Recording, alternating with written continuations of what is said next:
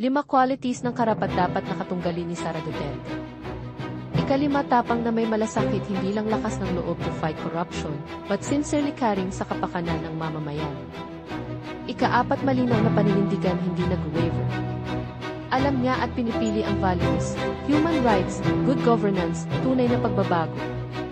Ika-3, track record, hindi trapo record, may malinaw na serbisyo at integridad. Hindi lang recycled politician or dynastic entry.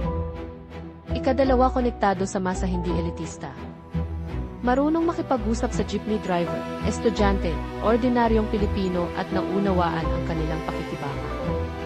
Pinakauna, hindi takot kay Duterte, handang harapin ang paninira, red tagging, harassment, basta para sa katotohanan at hustisya.